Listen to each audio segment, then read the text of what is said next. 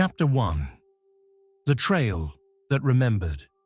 We began our hike in late autumn, when the Carpathian Mountains no longer welcomed travelers, but merely tolerated them.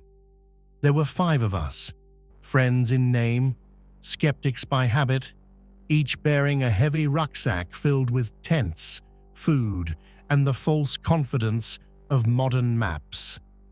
The trail was marked yet old, as though it had been carved by generations who no longer wished to be remembered. The forest closed around us with unnatural patience. Pines rose like cathedral pillars, their tops vanishing into a grey, motionless sky. The air was damp, not with mist alone, but with something older, an odor of whetstone and decaying centuries. Even the birds seemed reluctant to sing. By dusk, we reached a clearing where the map suggested a safe place to camp. Yet the ground there bore strange depressions, shallow hollows shaped vaguely like where bodies might once have rested. No one spoke of it. We pitched our tents quickly, driven by an unspoken anxiety, as though night itself were an entity watching us prepare. That was when we first heard the voices. They were distant, barely distinguishable from the wind, and yet unmistakably human. Not shouts, not cries, whispers, layered upon whispers, overlapping in languages none of us could identify. They did not come from a single direction, but from all around, as if the forest itself were attempting speech. We told ourselves it was exhaustion. Mountains distort sound, we said. The Carpathians are old. They echo strangely. Still, none of us slept well that night, and I remember thinking, half in dream, that the earth beneath my sleeping bag was breathing. Chapter 2. The Voices Beneath the Trees. The second day took us deeper, far beyond any trail that could be called maintained. Our boots sank into moss that felt spongy, almost warm, as if nourished by something beneath. Trees grew twisted and contorted, their bark bearing patterns too deliberate to be random, spirals, grooves, and symbols that stirred an ancient unease. The voices returned at noon. Clearer now, they did not speak to us, but through us. Each whisper seemed to brush the inside of the skull rather than the ear. I heard my name spoken in a voice that mimicked my own, though I had told no one the nickname it used. Others heard similar things. Confessions emerged reluctantly.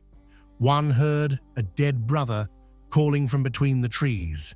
Another heard prayers in a forgotten dialect, promising rest if only one would step off the path. We argued then, tension cracking our fragile unity. Turning back felt impossible. Pressing forward felt forbidden. And yet the forest subtly guided us, slopes easing where it wished us to go, branches opening like welcoming arms. That evening, we found stone ruins, half-buried, circular, older than any known settlement. At their center stood a slab, engraved with markings worn smooth by countless touches. When I placed my hand upon it, I felt a vibration, not sound, not motion, but memory. That night, the whispers became screams, silent screams, echoing directly within the mind. Chapter 3. The Legion of Lost Souls. Sleep abandoned us entirely. Visions came instead. I saw countless figures wandering the forest, translucent and hollow-eyed, repeating the same paths endlessly. They were hikers, soldiers, monks, shepherds, souls from every century, bound to the mountains by something vast and indifferent. They had not died in the Carpathians. They had been claimed. One by one, my companions began to change. Their speech grew fragmented. They stared too long at the trees, listening. One morning, we discovered a backpack neatly packed beside an empty tent, its owner gone without footprints, without struggle. We finally understood. The voices were not luring us away, but inviting us to stay. At the ruins, the air thickened until movement felt sacrilegious. The stone slab pulsed faintly, and beneath it we sensed a presence, an ancient intelligence that did not hunger nor hate, but simply endured. It fed on awareness, on the echo of thought, preserving consciousness long after flesh decayed. To be absorbed was not death, but eternal participation, a legion of knowing souls, trapped between stone and root, whispering endlessly to those who might replace them. Chapter 4: The Thing That Sleeps Below. When the ground finally opened, it did so without violence. A fissure appeared at the heart of the ruins, revealing steps descending into impossible darkness. From below came a sound not meant for human perception, a resonance that dismantled reason. The remaining members of our group wept openly, not in fear, but in recognition. Something ancient stirred beneath the mountain. Not a god, not a demon, but a witness older than humanity, older than language itself. It had watched civilizations rise and dissolve into soil, preserving their final thoughts like insects in amber. Those who descended did so willingly. I alone resisted, clinging to terror as a lifeline. The voices grew angry, not maliciously, but impatient. I felt hands that were not hands attempting to pull my consciousness downward. In desperation, I fled, through trees that bent aside as if disappointed, through trails that no longer existed. I ran until my lungs tore and my thoughts fragmented. Chapter 5: The Whisper That Follows. They returned me to civilization as one might return a broken instrument, without curiosity, without care, and with the unspoken understanding that it would never sound the same again. I was found near the lowest ridge of the Carpathians, barefoot, my clothes torn, as though the forest itself had attempted to keep fragments of me. I could not explain how many days had passed. Time in those mountains had ceased to progress forward. It had instead begun to coil inward upon itself, folding moments into one another until duration lost all meaning. The officials who questioned me spoke gently, but their eyes betrayed unease. They asked about the others, about routes, decisions, accidents. I gave answers that felt rehearsed, though I could not remember forming them. Certain memories refused articulation, dissolving into static the moment I attempted to describe them. Each time I spoke the word mountain, a dull pressure bloomed behind my eyes, as though something deep within objected to the term. They called it trauma, exposure, hallucination, born of altitude and hunger. They did not call it inheritance.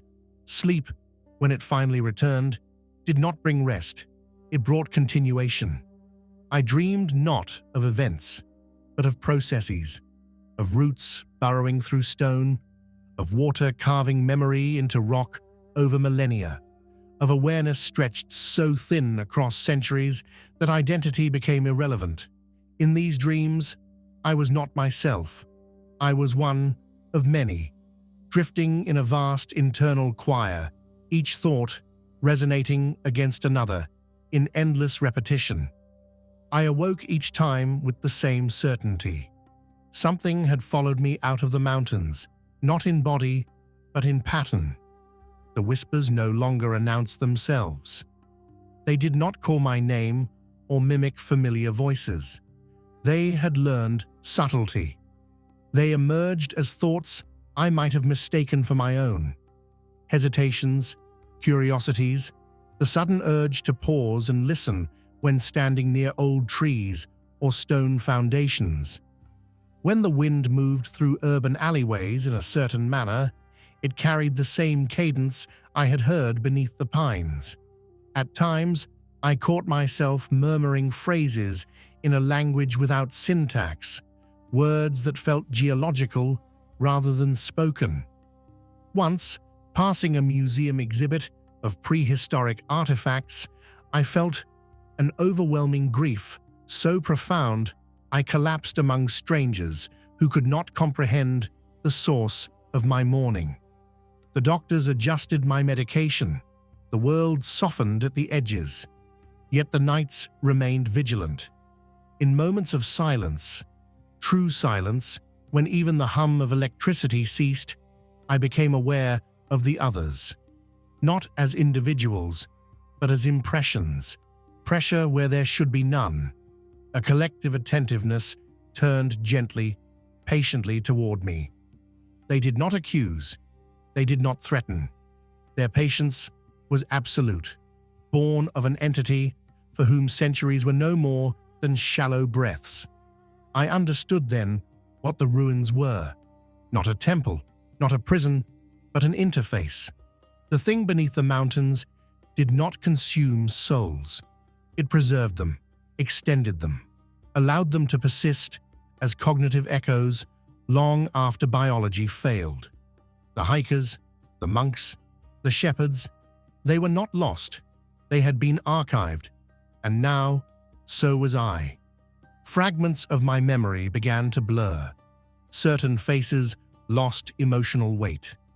My reflection occasionally seemed delayed, as though my awareness were consulting something older before responding.